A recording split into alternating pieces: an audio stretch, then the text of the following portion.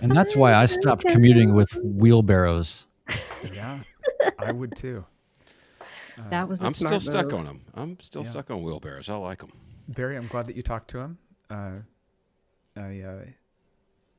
Boy, what fun AOPA has been. Yeah, and Been some things. He's a local for us, so. Is he saying he got to chat with Darren Pleasance? Yeah. Oh. There was this aviation safety conference in Washington over the weekend. I've gone before. Hi, Wendy. Yay! Yes. Wendy, thank you. This is hello. This is how we are connected, is because of Wendy. Yep. So yeah. All right. I can fix that. Mr. Fortney is with us. Good to see him here. All right, let me it talk is- a little bit and see how that is. Yeah, it's That- good. Okay. Awesome. It's excessively loud on my end, but we can fix that. Before we go live, I do have a cat who's been annoying lately, and if I get up, it's to lock him out of the room. I'm just gonna wait until he starts yelling at me very loud, so in case that happens. So. Lately, are cats not always annoying? This is exactly what I was thinking. Isn't that Okay. their default setting? He discovered this scrap of fleece, almost like just a little rope type strip of it that he used to have, and he discovered it somewhere. And yesterday, all night, and today, he puts it in his mouth and he comes in the room and he just screams at us, "You got to throw this for me." And he plays fetch. You throw it, he brings it back, but it's so exhausting. And It was relayed to me once that cats don't have owners; they have staff members. yes, yes. Yeah. So, so it's been a somewhat new thing with him. But yeah. Gotcha. All right. All right, we ready to kick this thing off? Yeah. Rock on. Yo. I'll look at the captions going while we're going on here.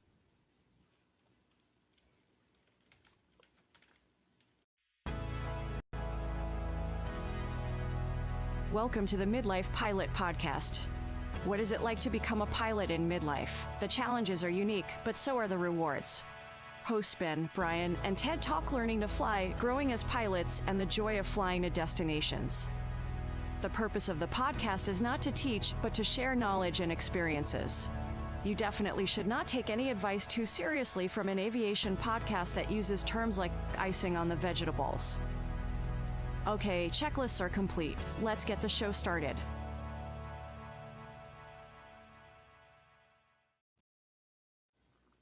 Hello and welcome to episode 169 of the Midlife Pilot Podcast, where we share the experiences and challenges of flying in midlife. Today, we're fatigued. Well, maybe we're going to be talking about being But calm. fatigued. But we're calm. But we are calm. This episode with me is always my friend in Music Row, the handsome dude down below me. It's my friend Brian, who says he's logging. I'm not sure if he means wood or airtime, but welcome, Brian. Welcome. I'm so glad to be here. I'm super glad to have this guest that we have tonight that we haven't announced yet, that the audio people have no idea what's happening yet. But super excited to be here. And the logging part is, let's just say I'm working to combine the proper track logs and logbook entries in ForeFlight because it's making me crazy how the reporting doesn't show that I've met qualifications that I know that I've met. So I'm working on logging. Been there, done that. Wait till you start multi-engine training. It gets infinitely more complex. So have fun with that. All right. Also joining us from the West Coast, our sport pilot extraordinaire, everybody's friend. It's our friend Ted. How you doing, sir? Hey, doing good. I am glad to be here. And when you log the multi, do you have to log the single engine time separate from the multi? Yes, you do, which is where that complexity jumps in. Oh, wow. So out of 25 hours, you'll fly 20 of them single engine. So I spent about 7 hours over the weekend literally going line by line, only to realize that I was looking at the wrong total, that I was looking at the single engine total when I should be looking at the total that time. So yeah, that's just the joys of it. And for those on the video chat, which if you want, you could join us usually Monday nights at 8 p.m. at Midlife Pilot Podcast. I'm sorry, youtube.com/at Midlife Pilot Podcast. Joining us tonight, we have a guest. Her name is Gita Brown, and she is an educator, a student pilot, and she's also a host on the Calm Cockpit Podcast, which I have been listening to on the regular. She's joining us from a snowed-in cabin in Maine. Gita, we're so glad to have you with us. I am so glad to be here, and thank God for the internet because it is truly a blizzard raging outside right now. So I am just thrilled to be here. And can I please share how I manifested this to happen? Because this is kind of wild. I had manifested it without meaning for it to happen. So as you said, I'm a midlife student pilot. I'm marching towards checkride, right? And so I was like, okay, I have to get my ducks in a row. I can feel that there's some things missing. What do I need to push this thing through and get it done? Because I was kind of flailing a little bit. So I wrote down a list, what do I need for my mental performance training? What do I need for my training, blah, blah, blah. And under support, the very first thing I wrote was I need my midlife podcasters help. The whole community, you guys, I was like, I need to engage with that community more as support, just to commiserate and, get me through to the end. Yeah. The next day you send me a message, hey, can you come chat with us? I was like, okay, what? I asked for support and then there it came on. So I think that just speaks to your community that you have and just that nice vibe that I felt like it's a community that I can go to and receive some comfort, support, cheerleading, and also the tactical advice, how am I going to get through this last phase? So the fact that you came on and you're like, oh, can you learn us something? I was like, well, can you learn me something first? But I'm really, really happy to be here. It's so nice to meet you guys and everyone in the community. Love you all so very much. Thank you. Oh, wow. That's awesome. And I'm just going to ask, just maybe note, you might want to just set the bar a little bit higher when coming to us for help. I mean, we're happy to help. We will give you all the help that you need, but there could be better resources out there. I was going to say, this could be. Why don't we just end it now? This was a really good. This was great. Thank you very much. Yeah, That's a wrap. Thanks. And end on a high note, right? Now, what Gita didn't say is what she really wrote down is, if Ben can do it, I can do it. So, that is so very true. Absolutely. Oh, Absolutely. I do want to kind of go around the horn to check to see what everybody's been up to. I did a little fun trip. Woke up on Tuesday morning with nothing on the calendar, which was kind of pretty, it's kind of a relaxing thing. And I decided I'd never been to Montgomery, Alabama. So I hopped, and I saw something on Opposing Bases podcast about flying into a TRSA, Terminal Radar Service Area. It's not a Delta. It's technically a Delta, but it's not. It's just a different set of airspaces. So I was like, you know what? Let's go down there and check it out. It was a lot of fun. I met some pilots at a 135 charter that I'm hoping to apply to and get a job with. So it was great to talk with them. Pretty easy flight, and that airport is right next. I mean, it's within miles of an Air Force base. So it was interesting, and I actually got to shoot an approach.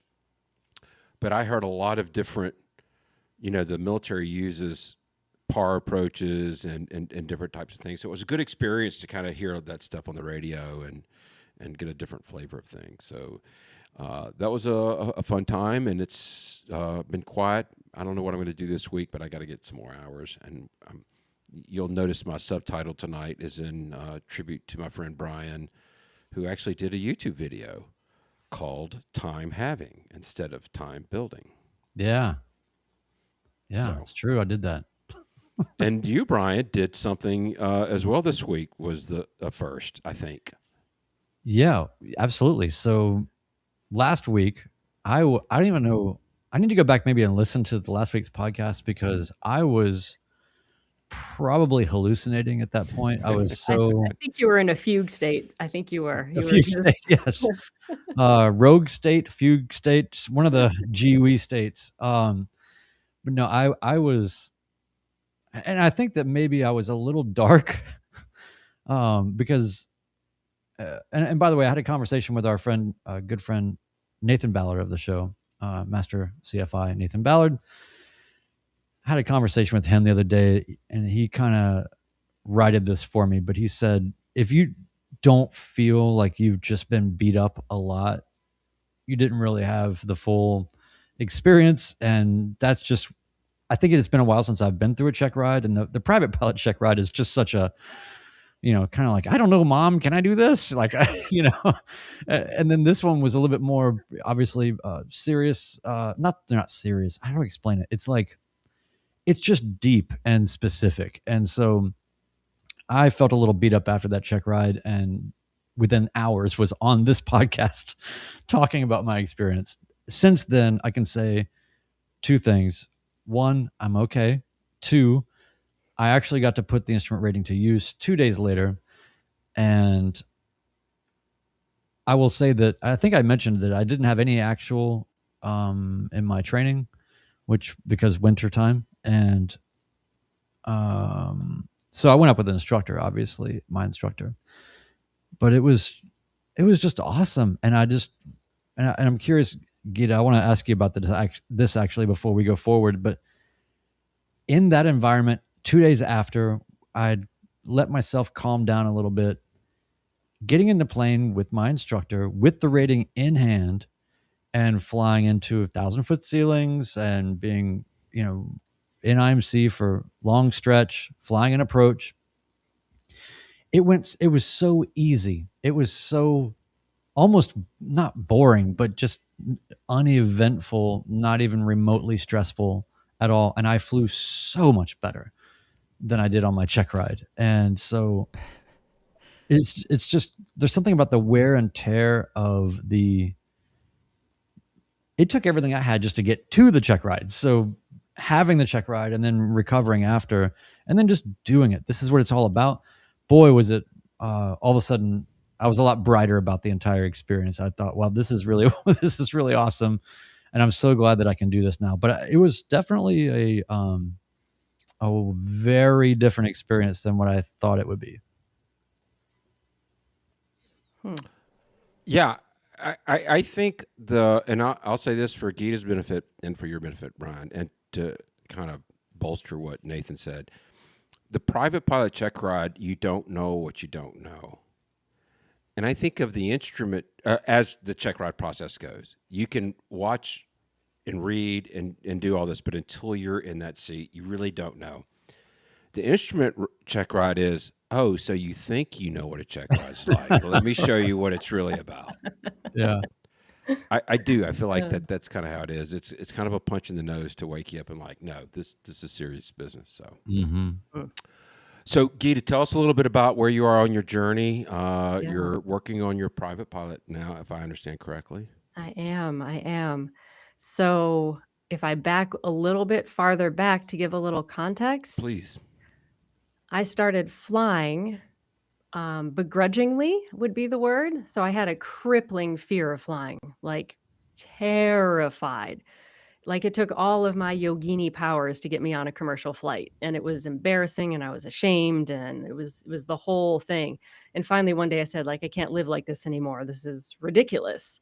And I thought one of the ways I could cure myself was to take a discovery flight, because I figured if I flew in a little tiny Cessna, then maybe getting on a big fancy jet would be a little bit easier.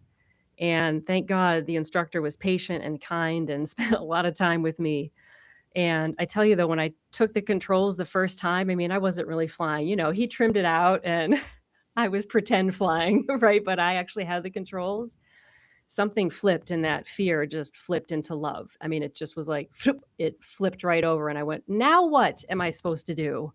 I'm being an aviator. You guys know the whole midlife thing. Your whole life switches, and now you have to reorient your whole life around this new thing. It was literally like falling in love with my husband. I had no choice. I love you, hubby, but I had no choice. So My wife would say the exact same thing, by the way. Reel me on in. So it's been a lot of like mental struggle for me to reorient my life around something that I never saw coming, if that makes sense. So I've gone through, I've passed the written, I've done all the requirements, I'm just tightening up the maneuvers and getting my oral checkride prep on point is where I'm at. I mean, it's imminent, so I can feel like that pressure cooker. And when I was listening to you talk about your instrument checkride last week, I was like, oh my God, it was just Yeah. bringing up all of like the nerves and the feels. So I'm trying to put everything that I know from my, performance background as a musician and everything I know as a yogi, and trying to just throw all of that in the mix and look at it like a performance, and it's play and it's fun, and the pressure is fun as well. So I'm trying to wrap my head around all of that, as well as this whole new sort of life mission that I'm on, which is still feels bizarre. It feels like I'm riding a wave that I didn't know I was going to be riding. So I am fully surrendered-ish. Now, I'm Wendell in Geek. Massachusetts, and I also have a place up in Maine. So I have not been flying a lot because it's been snow and Right. more snow. Right. Yeah. So, yeah. Now, Wendell Geek is wondering, has that alleviated your airline fear? Oh, Now that you've been flying? completely, 100%. Yes. I am like that obnoxious like person who bounds on the airplane. And I actually work with a community that's called Love Fly. They work in partnership with Virgin Atlantic, and they help people who have a fear of flying to overcome that so they can fly commercially. Amazing. That's awesome. Yeah, it's actually I'm up here in Maine partly to finish recording a course for them, 21 days of self-care with Gita in partnership with Lovefly, using self-care techniques in addition to exposure and cognitive behavioral techniques to get over that. It's something like 20% of people walking around the planet are terrified to get on a plane. It's a lot of people. You'd be Yeah. really surprised. So it's been really cool to work with that community as well. Not a lot of people know this, but famously, Arnold Palmer got his pilot's license because he had a extreme fear of heights and flying. Really? Mm-hmm. Did not know that. Yep, See, there's it's a lot of stories people. like that made me think like, wow, if they can do it, why can't I? And my dad flew sailplanes, which is the other little, ironic twist there. So it's been there's a lot of layers to Gita of what's going on here, in Yeah.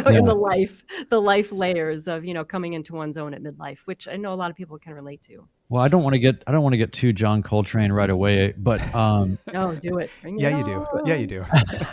Bring it on. I've been, but there's such a through line between music, meditation, fear, ego, navigating all of these things, and how do you juxtapose or reverse the kind of polarity between fear and ego, in the sense of like the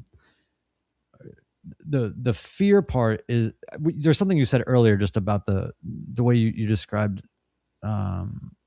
fear, and then there's something that comes with control, but there's some absence of ego that has to happen in that twist also. Yeah. I hope I'm making some sense here, but that's Yep.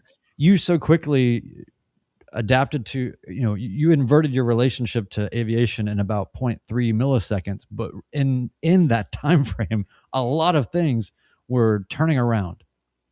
That's absolutely correct. Most fear I find for myself comes from attachment to the ego. I want this, I want that, or I'm afraid that I'm going to lose this or lose that, right? I'm going to bust the check ride, or my instructor won't think highly of me, or my midlife pilot people won't like me, like anything like that, right? Like that fear of acceptance, and that clinging then creates the suffering, which then creates the poor performance because you're trying to dominate life. And we were born to die. This is the reality of it. It's a rigged game. So like, how do you play with that edge all the time is the thing. So I love this comment by Peter. I feel like I'm in a Yeah. Brian Siskin video. Yeah, this is like parallel universe kind of like, let's go deep into the philosophy. Finally, Do it. some other weirdos. Yes. I feel like you guys understand me. I want to hit Eric, our friend Eric M. in the chat. Gita, I found my experience as a musician was a great mental foundation for learning to fly, and I've heard that. Yeah. And there's a lot of famous YouTubers, lead singer of Bare Naked Ladies, and a bunch of others that are one of the Eagles tribute band. I can't think of his name, but he's pretty prolific on YouTube. Flies to Malibu all over the country. Be careful how you search for that band. Okay. Okay. Just saying. There are, Great though, a lot point of out. parallels with, I'm a classical musician, right? So it's like discipline, training, hours in the practice room, but then how do you let that go when you're performing? It's like you have the discipline and the control, but you also have to surrender. So it's that fine line that you're always dancing, which is very, familiar. Once now that Ooh, I'm into aviation, I thought I was this cool. How can a musician fly? I'm this airy fairy musician. Now I'm like, oh, it's the same thing: discipline, preparation, and letting go. I have a weird question. I don't want to get all John Coltrane on you guys, but Too late. again, you say your music background is classical. Mm. My musical life, whether this is accurate or not, it may be sort of it may be untrue, but classical musicians typically are very uncomfortable in the realm of improvisation, Mhm. or and in the absence of notation and organization Yep. and conducting and all of the Mhm. systematic things. So I come from totally the opposite. I have no problem or any discomfort in improvisation and feeling things out and exploring, using different vocabulary, different muscle memory things, or doing different things. So I'm curious, if your background is classical and that's really more where you're coming from, do you think that so far in your pilot experience that has been helpful, or do you feel like that you've got to find a way to learn how to improvise a little bit through the medium of aviation? That is a very astute observation, my friend. And I will say my whole background and initial training was classical music, but then I decided to become a music therapist and a music educator, Ah, which means like literally they would hand you a newspaper and they'd say, sing in the newspaper. And as a classical musician, I was like, what? You want me to sing an improv of the newspaper? Like there was a lot of work to unpack that, like not playing the do you notes realize in how the hard it is to sing Rachmaninoff? seriously, much less like improv. This is Kleenex. It's very soft. Like, but teaching kids with autism, music, and all that, like you get over that real quick. Yeah. So I did though have to go through a lot of rubbing and scrubbing to let go of that, like that Mm, discipline one note after the other, and to just let myself be free. It takes a lot of work to be free. What is this? It is a mind meld. But yes, I think having both of those things has helped me. I still have a long way to go though as a pilot. So I, fascinating. let me get through this initial check ride and then I can talk like I know what I'm talking about with that. Well, definitely keep us posted on it. We want to. We love hearing. It's not any pressure to whatever happens because there are plenty of people in our community who have failed a check ride, and there are plenty of people that passed. I personally have failed. It's not that big of a deal. I do find this community extremely supportive, regardless of what happens. So, Thank you. I appreciate um, that.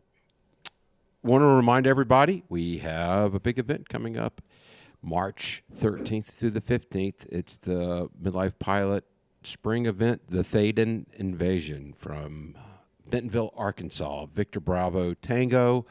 We will have a wings event with our friend Seth Lake, VSL Aviation. I'm sure Ted will put a link in our show notes to his channel. And we're working on possibly getting a tour of the Game Bird facility. And for those of you who don't know, Game Bird has come onto the market with a very, very impressive acrobatic plane. From everything that I've seen on YouTube, it's going to be a strong competitor to a lot of the other extras and other planes out there. So please, if you want to join us in Bentonville, it's a first come, first served basis. Free. At Victor Bravo Tango, there's extra parking at Rogers Field, KROG, appropriately named. And, we're all going to be hanging out in Bentonville. So whichever airport you end up, it's going to be fine. We're not charging anything for this. And therefore, you can't blame us if you don't have a good time. Yeah, and we did find out too that our good friend, the show Erica Gilbert, is going to be flying in and offering, I believe, some Cirrus SR22T, I guess training opportunities or some various Introductory things. flights, or Yeah. introduction to the Cirrus type flights. So that there's just a lot of things starting to come together. The Game Bird thing, I think, is going to come together. Love that Seth Lake is doing a wings credit seminar after breakfast on Saturday. There's a lot of amazing flying. Everybody's going to be jumping in planes and going to all the various grass strips and cool places around there. It's just going to be the coolest event. And we have our own dedicated lounge area with an inside and outside area in the upstairs corner of the FBO, which is the most beautiful FBO I've ever seen. We are going to be looking right at Final Approach, right there by the lake. And we have that place to hang out the entire time. Restaurant on the field also is amazing. So I just can't wait. We're getting close, guys. It's less than 3 weeks. We're going to have to hang out with each other for more than 1 hour. Yep. Ooh. Oh boy. No, I'm really press, looking forward to You it. got this. You got this. Remember that there are CFIs available, and there's they've got some tail wheel backcountry planes. So if you are interested in going to some of the strips and you're not comfortable, sign up now with them to get a CFI or rent their plane, and they'll take you out to some of the cool strips that are in that area. It's Fly Oz is the name of kind of the program. All those cool backcountry strips. And if you don't want to fly at all, there's an amazing free art museum right there. There's all kinds of fun things to do, and we're all just going to be hanging out all over the place. I don't feel like you got to, especially if you're flying in a long way, don't feel like you have to go get back in your plane if you just want to relax and enjoy yourself. So, but just give us the keys and we'll hold those for you. And more to follow on that. We'll be talking about that as a nice main topic.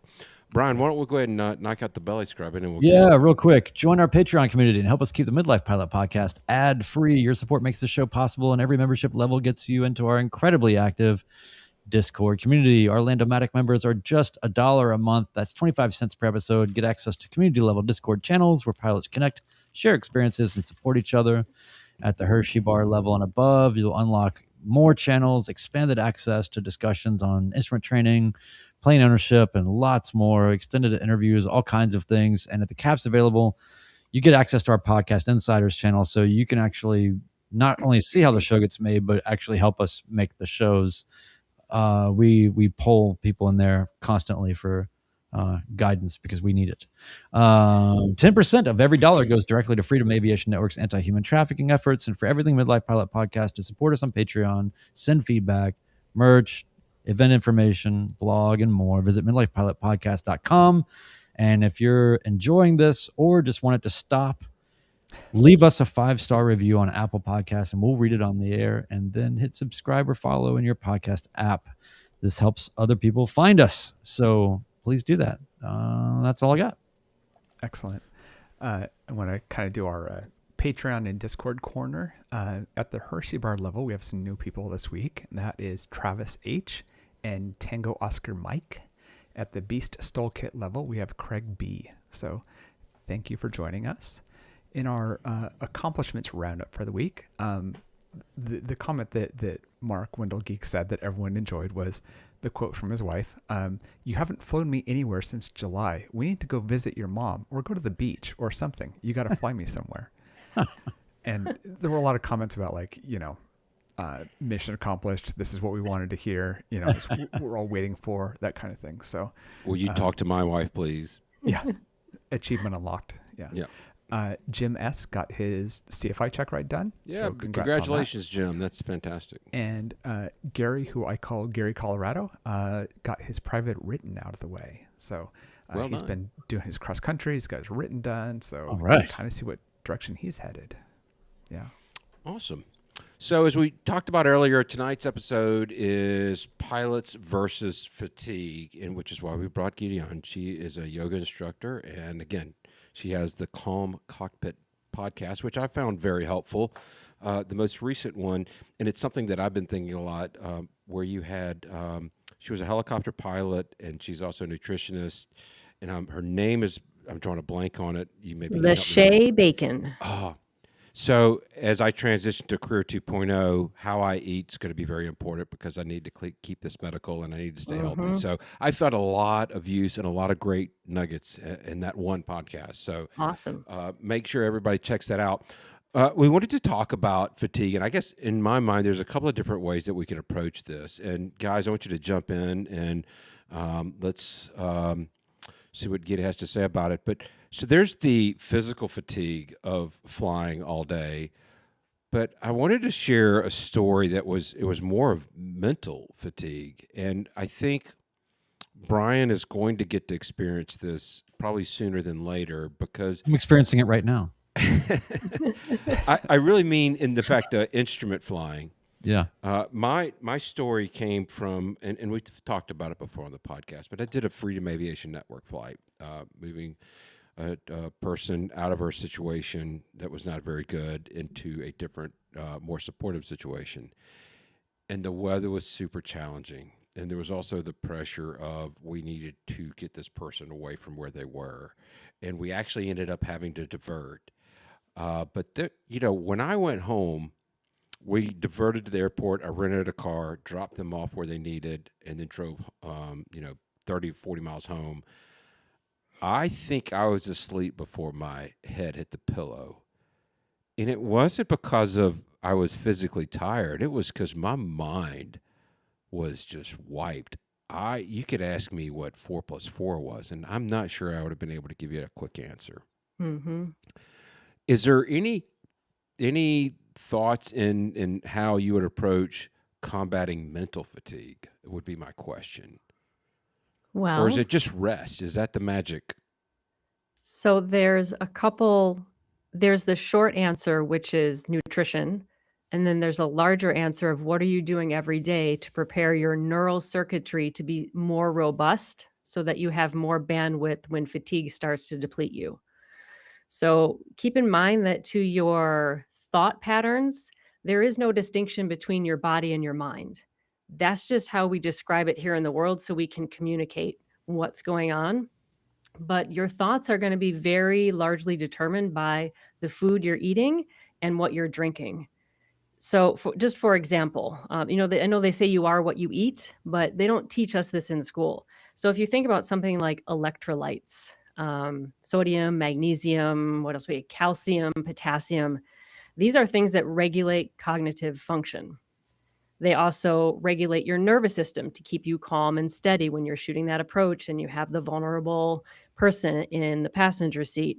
They also help your mitochondria, which are these little things in your cells that help produce energy so your muscles can move the controls.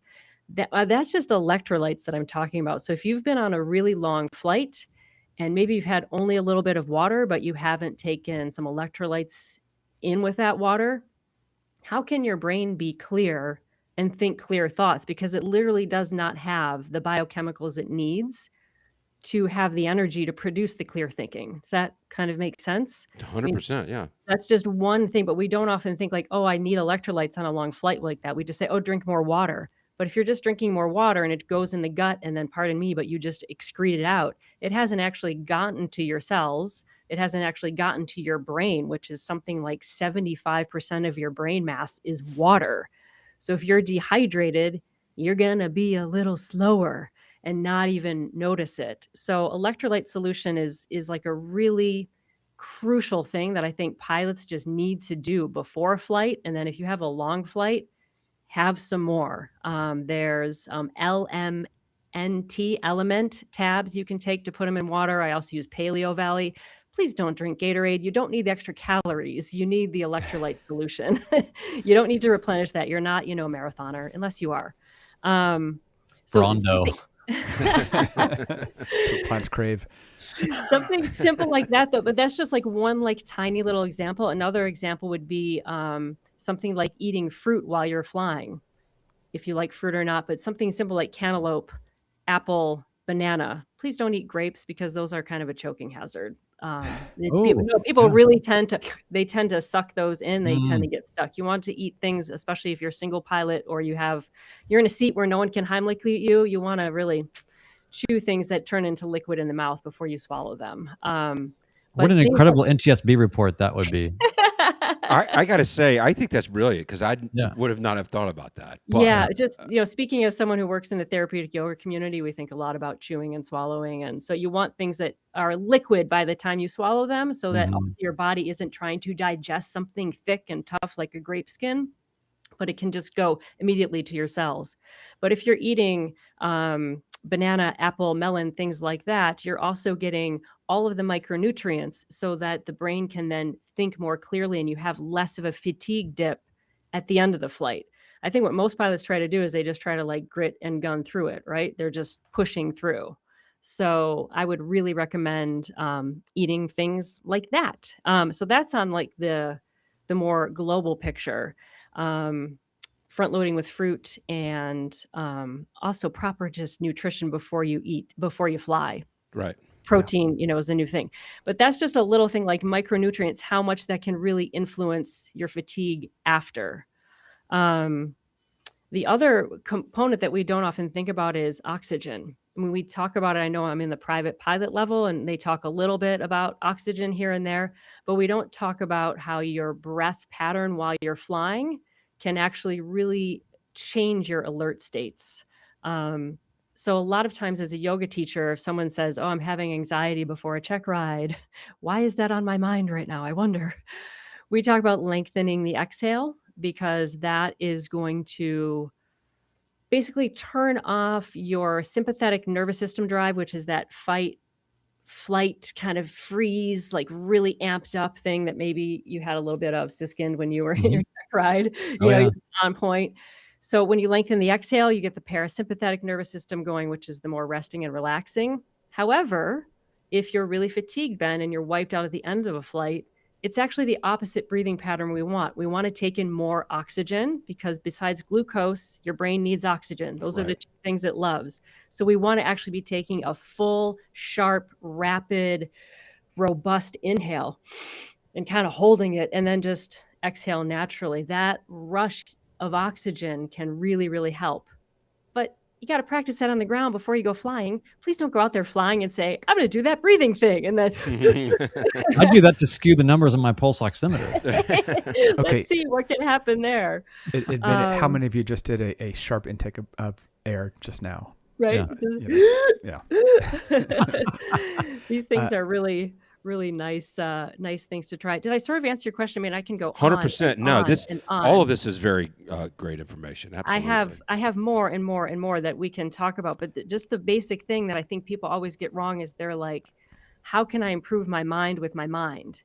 And I'm like, your body does not care if you think you're fatigued or you think you have energy. The body has needs that you have to meet in order to produce the feelings that you want to feel. So you have to kind of start with the house, which is your brain and what you're putting in the body. And then from there, you can work on the thoughts. But if you don't have that, you can't power through it. You'll always hit a wall. Yeah. I want to hit some comments here. Mike Alpha Golf, who has great medical knowledge, summarized it well. The brain is 2% of the total weight of your body, but consumes 20% of your energy supply. It's very sensitive to the supply of electrolytes, energy, and oxygen. It's well said. We don't tend to think of that as very important because relative to the size of our body, and we think about our muscles and things like that. Yeah. Checkmate Barry says, "What about strategic hydration?" This is my one kind of rant for this episode, which is I really don't like strategic dehydration. I think that it does a disservice. Learn how to pee in your plane or stop often enough that you can take care of that. Going on a long flight dehydrated just means that you're handicapping yourself. And I need all the brain I can get. I don't need to diminish my brain power when I fly. So I'm very much a fan of staying hydrated. I do Gatorade. I stick them in the freezer and then I put them in a soft-sided cooler. And so I drink those and water and have my fruit there and that kind of thing. And but they're my ice packs. So I'm a fan of hydration, just saying. I have Love a it. question actually about hydration also. Is there, it starts the day before, doesn't it? I always at least Yep. felt like when I was doing a lot of when I was younger, playing soccer or later, cycling or things, I could really tell that I was trying to make up for lost time and it wasn't Mhm. working. Mhm. Yeah, you're 100% right about that. Again, as humans, we like to parse things out, right? There's the body, then the mind, and they're separate. Like, well, actually, biologically, they're not. Your body doesn't like hit reset when it wakes up in the morning and say, oh, yeah, if you drink 16 ounces of water now, but you've been dehydrated for 3 weeks, I'm good to go. Yeah. It is much more about that robustness that you're living your life, which was kind of the other point I mentioned when I started my rant after Ben asked, which is like that those long-term global strategies that you're using in your life for quote unquote fatigue overall are the real things that move the needle. So just being hydrated every day as a matter of what you do is a fantastic thing because then you're building a more robust system overall. And I cannot let a single moment of anything go or anyone ask me to talk about this without talking about meditation. Okay, we're Yes. going to move away from elimination for a moment. Yeah. We're going to talk Yeah. meditation because we have so much robust research from the 6,000 years of tradition of human beings telling other human beings their subjective experience to functional MRI to you know controlled studies. I mean, we just have ample evidence of building this long-term robust brain. Ben, I'm thinking about you, pilot 2.0. You want to go in with this amazing neural circuitry that has so much more capacity so that when you get tired, instead of being tired down to like a level 2 out of 10, maybe it's a 5 out of 10, which is a very different feeling experience for then the flight you're going to do 2 or 3 days later. Right. So, meditation is going to downregulate cortisol and adrenaline, which long-term elevated levels of those is inflammation, stress, leads to high blood pressure, bad outcomes, right? It's going to lower your blood pressure, decrease your pulse rate in good ways so that you have a more even flow to the body, which then subjectively, mentally, we experience as a more steady state of awareness.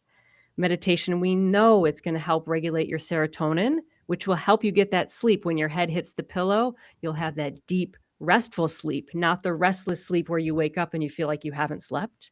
Ask me how I know about that one. We also know that meditation is going to help kind of regulate dopamine so that you get that nice positive feeling. You have that joyful feeling. I mean, that's what you had going on there after you did the check ride and then you went flying with your CFI. You're like, oh, this is feeling good. All of these states meditation can bring you so that you think of your brain, it's like, it's just this amazing machine that then when you go to tap it, it can rise to the challenge. And when it gets depleted, it's not getting depleted so far because on the daily basis, not just when you're flying, but on a daily basis, you've asked it to be able to exist both in a state where it's concentrated, but relaxed. And that is a real sweet spot for life. And I think for me, it's been like a nice longevity thing. I lose my mind slightly less often now because I meditate than before. And that's, I really got midlifers, into it. we're just trying to mitigate the number of times we lose our mind. I mean, that's Seriously, what it right? kinda Just comes at down least to. come back like a little quicker. Let me just There be you like, go. bah! And then go, oh yeah, right. Sorry, Okay. here I am again. Got it. Yeah. Laugh and move on. Lose it, but put some sort of a tag on it that you can use your phone to go find it. No, Seriously. so my quick follow up here is just a lot of people I think hear meditation and go, okay, that's not me, or that's Yeah. not something I'm Oh, not yeah. into that, man, Yep. or even Totally. people like me that I think that I've been meditating in different ways my whole life, especially with Absolutely. around music and other things where I'm not sitting in a, I'm not burning Nag Champa and sitting on a pillow and Totally. all of that, or at least not since college. And so, so the point is just, what would you, if you were to give the leanest, meanest midlife pilot, never meditated before, you can meditate, it's easy, just do this, it takes these things 30 seconds or whatever, what's the fast track to meditation? I can hear my teachers now going, there are no shortcuts. Yeah. It's like So asking what's the slow track to meditation? Yes. Okay, so can I just say for a moment, for the record, that modern commercial media has like ruined traditional wisdom practices, right? Yes. Because I just got to say, every time you see like a yogi or a meditator, they're always some goofy person who does not have their life together at all. I was going to Yeah. say together, right? Yeah. They're nuts. I mean, man, you just look at everything in media. We just like a bunch of kooks. So here's the deal with meditation. It is not necessarily, most of my students come, I teach high schoolers, preschoolers, busy executives, nurses, like you name it. I've taught doctors, the whole deal. Most people, there's a couple of resistances to meditation. See how this resonates for you guys. It may be true, maybe not. Some people think they can't do it because their mind is too busy, or they say they can't do it because they don't have time. Or when they get really honest, they're like, I'm afraid what I'm going to see if I actually look at my thoughts, I don't really want to hear what's in there. So I'd rather just move on. Yeah. Or just like, I'm afraid I'm not going to be good at it. Like, I don't know what I'm doing, right? Like there's that competency factor. So nutshell version of meditation is picking a point for your focus and concentration. It can be, some people use the breath. They feel the breath moving in and out of the nose, breath moving in and out of the body. Some people count the breath. Some people sit with open awareness and they just watch the thoughts go by and they just label them, judging, thinking, worrying, fearing. I do mantra meditation, whereas I repeat a syllable. I'm a musician. Hello, I love to go Om Shanti, Om Shanti, Om Shanti, and just repeat sound as a meditation. When my mind wanders, I bring it back. But here's the nutshell thing. Meditation is training your concentration. That's it. So every time you notice that your mind has wandered and you brought it back to whatever it is you're doing, that is meditation. The thing that makes it a practice is that you say, I'm going to sit down for a specific amount of time, and I'm not going to use an external thing, like for me, my clarinet or my airplane or my watercolors. I'm not going to use anything extra. It's just going to be me and my mind concentrating on a single thing. It can be looking at a flower, looking at a candle, chanting a mantra, following the breath. But that one thing, it's just me and myself sitting there, and I'm just going to refocus again and again and again. And what's interesting is that if you do that long enough, there sometimes is a moment, just a glimpse of stillness and a little flutter of a little higher awareness happening there. It's like, whoa. And then, of course, you come back to, oh my gosh, I got to take the dog out and the cat is whining and and it's a blizzard and blah, blah, blah. Meditation is refocusing the mind. That's all it is. I can't do it in a nutshell. Yeah. Sorry, I tried. I got a couple of follow-up comments. So I will tell you, I started meditating on a regular during COVID because we were holed up, and me and two of my three sons all did this, and each on our own. And sometimes it's just a 4-square breathing pattern. Yeah. I wear a watch that measures my heart rate, and it calculates my stress levels, and it also gives me a sleep score. And I'm very, very, very conscious of not only how much sleep I get, but the quality of the sleep I get. And I was playing around with it. I just got an upgraded watch, and it was amazing because it was telling my stress level was at 36, which is pretty low. It's not that bad. And then I did 4-square breathing, and it was 18. And that was 4 minutes or 5 minutes of just breathing in on a 4 count, holding it 4 count, exhaling 4 count, and then holding it for a 4 count. And it blew me away at how, oh, okay, now I'm ready. It was a very nice reset, even if something you do for 5 minutes. I also found an app. I don't even know if it still works. I do check it every now and then, but I have your podcast now that I can listen to some bonus audio with some nice meditations to it. If going ahead and plug in that, but Insight Timer is the name of the app. That's a great one. Great, and there's a paid version. There's a free version. Yep. I do. I feel like it's when we talk about instrument training and being in helmet fires, that you're training your muscle to handle a helmet fire. And I think meditation is like going to the gym to handle helmet fires. Absolutely. That's brilliantly said. We always talk about in yoga classes, and I especially tell like when I'm teaching high schoolers and young kids, we're doing yoga and meditation like on a mat or on a cushion or in a chair, however you do it, for half an hour a day, maybe. There's 23 and a half other hours in the day. What are you letting your mind do all of those Right. hours? You're letting it run here and there and everywhere and on your phone and on this and on that. If you can bring that quality of presence and awareness throughout your day, even sprinkled as micro practice, that is phenomenal.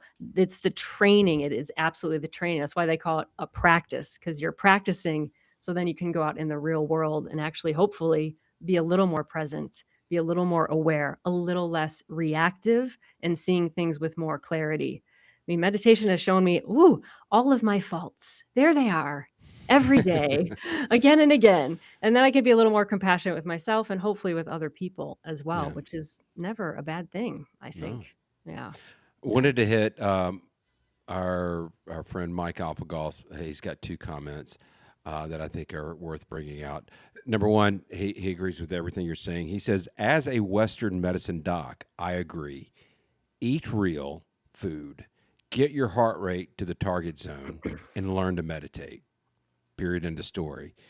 And then he goes on to say, we think we're so smart, but we have so little command over our own minds. We can't focus on our breath for 5 minutes without getting distracted by our own thoughts. What was that? Huh? What were we talking about?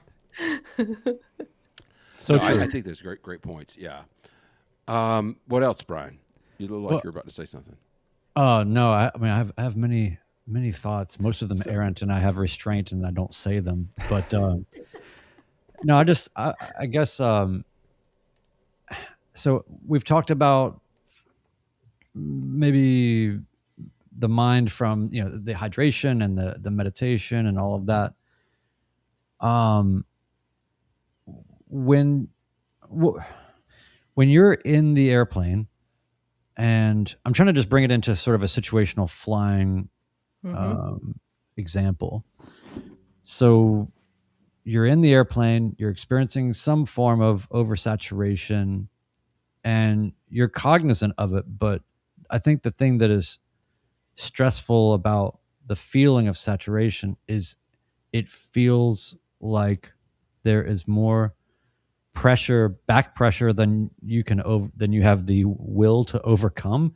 So it's kind of like drinking from a fire hose. You are aware of what's happening, but you don't have the wherewithal to combat it or to calm it. And that momentary feeling of maybe a helplessness or something, or just a confusion, creates a bunch of downstream, these echoes of that problem and that effect. So we've all been there. So what would you say if to someone who is maybe a newer pilot like yourself that is experiencing that kind of saturation within the construct of something that actually is dangerous or a risk on some level? Typically people have these anxieties related to things that are, you can step back and go, hey man, it's just a tuna casserole, like just settle down, or whatever. But in this case, Totally. it's rightful to be concerned, and then rightful to be very concerned that I'm oversaturated and I cannot overcome it.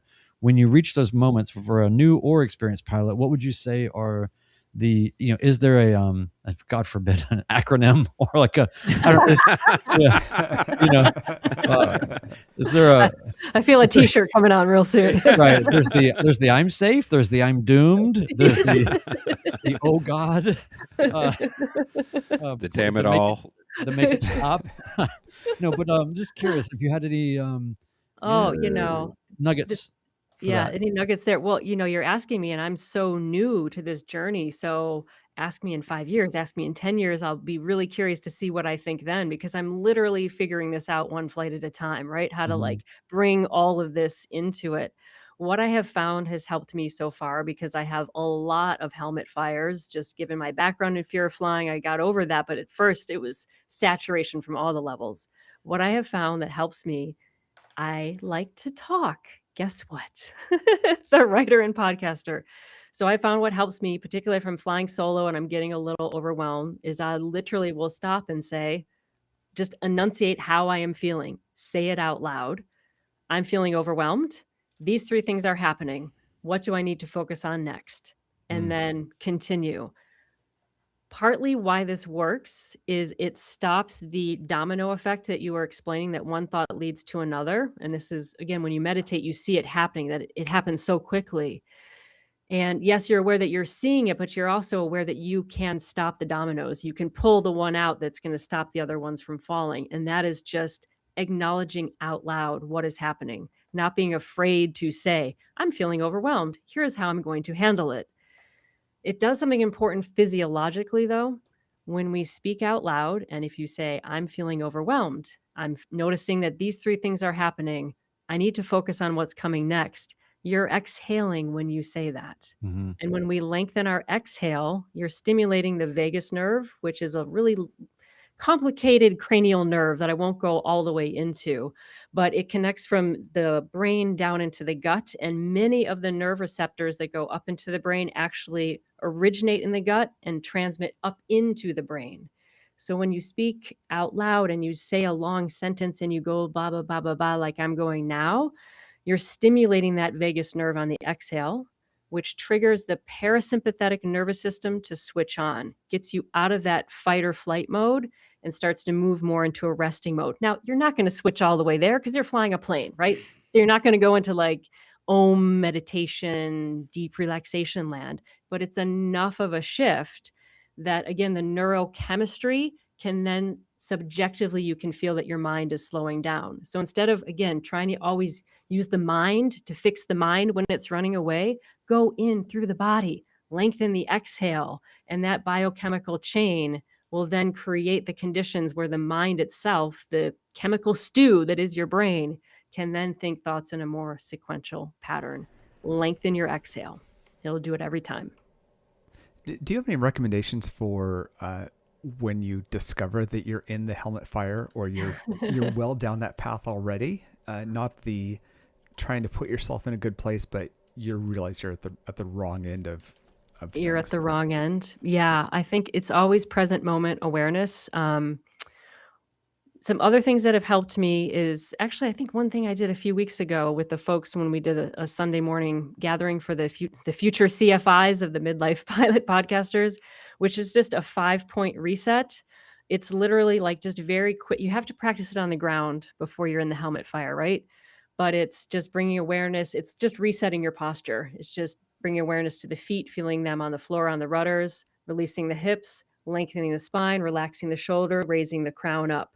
So just if you train that sequence on the ground and get used to feeling that stability in the body, in a moment of crisis, I can usually kind of catch myself and like reestablish my authority over this system, the body and the mind. And then I can re-engage with what I'm doing. Those things really do tend to help because, again, you're just trying to stop the dominoes of the brain, and the body is a really great brake. If you put a brake on the body, the mind will follow that. And in Western culture, we tend to forget that. It's just, it's the greatest hack. It really does work. So, yeah. We tend to get that a little bit backward. We do. I We think do. that I was saying about this earlier, that it's like, the Instagram and TikTok are kind of the worst for lengthening your attention span. And Totally. this isn't about specific apps, but it's about when you stop and you immediately look at your phone, and it kind of breaking that habit. But we're in this very high attention world, and it's easy to get into the plane and want to be in a high attention environment. And so you think that you thrive being at the beginning of this helmet fire, and probably not. It may be what you're used to is this feeling of pressure. But I think a lot of that is learning that that's true and learning how to back off from that. And yeah, definitely if you're in that situation, it's a little bit late. You need to get the habits built before that. But, Yeah, absolutely. Ted, you're so right, though. A big component we're talking about pilot fatigue is building a lifestyle where you don't have that built-in hurry, rush, fill every space with information and input and stimulus. just think about how noisy the planes are that we fly and the vibration that's happening through the body and all the cognitive things you're doing. If then we go home, and I'm guilty of this, listening to a podcast on the drive home, and then I get home and then, I'm checking Facebook, and it's just constant. The brain needs white space. It needs quiet. That's where the learning and the integration of memories actually occur, is when we have quiet and rest. It's like just as vital as all the work we do. So yeah, unhooking from the apps or using them with more intention is a really great way to combat that fatigue. So you're not coming at things, you're right, with this like hyper alert, hyper aroused, go, go, go system. Brian Schiff has that great phrase. It's there are two speeds, slow and screw up. And I think of that all the time when I'm flying, because I'm like rushy, right? You can hear me now, right? I'm so excited. I love life. I'm like, blah, blah, blah, blah. I'm always like, slow down, one thing at a time. You're just taxing. So yeah. Maybe less caffeine for me would help too, but I love coffee. So there it is. I'm not giving up caffeine. That's a deal breaker. Yeah. I was going to say, and I believe I heard this there was commentary on Opposing Bases. I can't remember exactly where, but the concept is be bored. Yes. Put yourself in a situation, because that's what we're not doing these days is we're not being bored. And I think that sets us up for these moments to meditate. Yeah. We're in the age of, most of us kind of remember the pre-internet days, and we're kind of the last generation of this, but it's like we remember being bored, and and our bodies did not evolve in our lifetime to understand the saturation of information and attention and dopamine everywhere. I was once I was in the Las Vegas airport, and I just walked into the terminal, and I looked around. Can only imagine. And there were, and I'm seeing hundreds of people in one shot, and every single human being in my view was looking at a phone. And I just thought to myself, I could strip naked. I could do anything right now. These people have no idea what is happening around them at all. It sounds like you're in a Stanley Kubrick film or something. It felt like it. Yeah. No, that's a great way to put it. So the other thing I wanted to run by you really quick is when you talk about the deliberate nature of slowness. Side note: have you ever seen the movie Baraka? No. Highly recommend. Adding it to the list. Yeah, it's not for everybody, okay, but I'll tell you this: it's from, I believe, I want to say mid to late 80s. 92.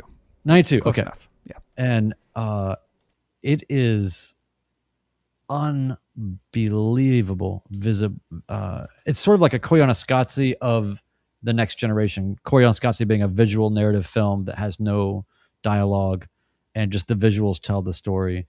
Baraka, because your reference for the reference helps me not at all. Yeah. Well, okay. First, go watch. Welcome to our world. Look, man, go back and watch Koyaanisqatsi, then go watch Baraka. Okay, I'm not playing around here. So, but anyway, there's a scene in the movie Baraka where, and it's hard to explain how beautifully this is shot, but there is a monk on the sidewalk in Tokyo, and it's shot in real time. It's not high speed. It's not time lapse. It's not slow motion. And it's this beautifully framed shot of this monk who's ringing this bell. And he is just so carefully and thoughtfully, almost painfully slow, putting one foot exactly in front of the other on the sidewalk, while all of the hustle and bustle of Tokyo is happening at all speeds around him. And he's just so purposefully, even when he puts his next foot down, you can see him settling the heel into the rest of his foot, and then getting his toes down on the sidewalk and kind of feeling the sidewalk and really solidifying the step, and then slowly raising the other foot and then bring it over to be on the next step, and he's just ringing this bell about every 5 seconds, just ding, and everything around him is going completely insane. That scene, and you can find a video on YouTube of just that scene if you just search for Baraka and monk or something, Tokyo. But that scene, I think if you have some sort of iconography or a scene of in a movie or something to remind yourself of what that actually looks like when you see that. That's the example I go back to all the time of when I feel overwhelmed or when I feel like things are happening too fast. It's easy to say, well, slow down, or, slow is smooth and smooth is fast. And that's okay. Yes. Or slow or screw up. That's true. But there's something about, especially when you're in a position, you can't even commit the act of slowness necessarily because of the situation that you're in. But if you can visualize a sort of iconic example to yourself of what slow and deliberate nature being applied in the physical world really is, then you can channel that as an inspiration to slow yourself down. And the last thing I'll say is, I've got a video I made on YouTube that nobody cares about. It's called Do Easy, and it's partially using interview footage I did with I interviewed Wayne White, who is the guy who did all the set design for Pee-wee's Big Adventure, and he's a really amazing artist. And we were talking about his formative days working in a short order cook grill scenario, as he was an upcoming artist. And he said that he was practicing this William Burroughs concept of do easy, even when he was working at essentially kind of like a Waffle House place. Everything, every action, deliberate, where he placed everything, how he handled every utensil, the way he organized his space, everything was so, and what William Burroughs called do easy. And so I try to think of those two things, just DE or do easy. And I think about that monk. And those are the two things that I reflect back on to try to get myself to slow down. Did any of that work on my check ride? No. Yes, it did. I think it worked more than you did. I think perhaps your memories of what you think you performed as weren't accurate. Well, I will just punctuate that with, I do remember on the final approach that I was doing on the check ride, and you start to feel the home stretch feeling of like, okay, if I could, like, it's mine to screw up now. This is the first approach I've done with all functioning equipment and a glide slope. This is going to be great. Just do it. Right. And I was saying out loud, I was saying, make small corrections, make small corrections, make small corrections, make small corrections. I was saying it out loud. He must have thought I was a lunatic, or figured out that I was a lunatic. But anyway, whatever you got to do, right? Right. I love having a visual anchor is what you're describing. And I'll just very briefly say that I've done all of my yoga training at an ashram, and that functionally reset my expectation and my belief that I can move slowly and deliberately through life and simultaneously go out there and do all the things, right? Like, I didn't move to the ashram to live there like a lot of my friends. Like, I'm here in the world, and I feel like more and more I can stand still, even as the stream of life is rushing against me. I can stand still because of the practices and because of the lifestyle that they teach there. Everyone has that within them. You just have to find your way to do it. Similar, I also train in Qigong, which is like Tai Chi. If you're familiar with Tai Chi, it's an internal Taoist longevity practice. And we practice it slow. And then we practice the movements fast in a combat style, so that you have that application of feeling that inner stillness while you're engaging with the hurricane. So you can either be the hurricane or you can be the eye. And it's really fun to play with both of those at the same time. Yeah. So everyone has that within them. You just find what you like to train that. And then when you get in the plane, hopefully some of that comes in, and then fatigue is less of a thing. It's always going to be a thing, though. But at least you stack the deck in your favor. That's right. Yeah. I want to hit a couple more comments, and we'll wrap up here. Again, from Mike Alvagov. Kayanaskatsi is the Hopi word for life out of balance. And then our friend Chuck, who is in the chat, says, I am listening to a book called The Deep Magic of Daily Consistency, which talks a lot about allowing yourself to be bored, give your mind time to wander, which I totally agree with. I do think there's going to be a breaking point, hopefully some point in time, where people are just put their phones down. And why do you think this podcast is so successful? Exactly. We're doing our part. You're welcome. Gita, I'm so happy that you joined us this week. Thank you. It's great to meet you. Likewise. Again, for those of you who don't know, it's called the Calm Cockpit Podcast. And again, I found it very useful. I am a subscriber. Yep. Me too. And we're really excited to have you on. And thank you. There's probably going to be a call down the road where we might need you to join us again. Thank you. I'm sure I can speak for my co-host in the Calm Cockpit, John Niehaus, Yep. corporate pilot, CFI, all around, just fantastic human being. We're going to bring you into the Calm Cockpit. It's going to be a party. There's going to be 6 of Amen. us, 5 of us. It's going to be amazing. So I just love what you guys have created here, really. That's why I put on that little sheet of paper as I'm preparing for checkride that I need you guys, the community, just the whole thing you've created, because it can feel so lonely to do this work on your own. And for so long, I was thinking I was the only one struggling with this stuff because, I'm a yogi or a musician or all this negative stuff I had in my head. But just being with the community has made me realize, like, no, it's hard and it's unique. And somehow just doing it all together has really lifted me up. So thank you for all you've done for me. And you guys do great work here. Thank you. Thank you. That's really kind of you to say. We appreciate it. Yeah. Well, wrapping up, want to remind everybody, leave us a 5-star review. And don't forget to subscribe. Ted, Brian, anything else for the good of the order? Yeah. No, just check out the Calm Cockpit podcast. And thank you, Gita, so much. This has been one of my favorite episodes. Thank you. Yay. And I have something that's a little bit off topic, but I want to give a pointer to it, which is I don't know how many people are also space nerds, but NASA is so closely related to aviation. Scott Manley, who interestingly enough went from covering space to flying planes, but he covered the Boeing Starliner incident. There was a 800-page write-up in the last week or so. And I was thinking about reading that, and he covered it, and that saved me about 800 pages to read. But NASA classified that as a Type A mishap, which is the same as the Challenger and Columbia and Apollo 13 and Apollo 1 and all that. Astronauts were going to spend about 10 days in space. They spent almost 300 days in space because they needed to come home on a different ship. And so it's a good. I'll put a link to his video, Scott Manley's video, in the show notes. But it's a good one to kind of watch and think about. Nobody died, and did we get away with something? And because it's one of the things we talk about in aviation is you may learn the wrong lesson from things you get away with.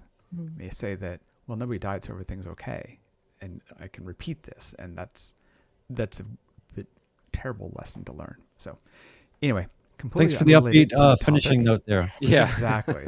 Yeah. So Scott Manley, it's good stuff. And Good I know, stuff. completely off topic. Yeah. On brand. Well done. I pulled today's bit of wisdom from a collection that was done by Matt Ryan at AvWeb. And I did this in honor of Brian for flying in the clouds for the first time. Yeah. It's not the smartest thing in the world to duck under the glide slope after breaking out of the clouds so as to land short. Many more airplanes crash into the approach lights after an ILS than go off the far end of the runway. Remember, there are no prizes for the shortest landing following an ILS. Love it. Thank you. Wow. Yeah. Signing off, episode 169 of the Midlife Pilot Podcast. Goodbye, everybody.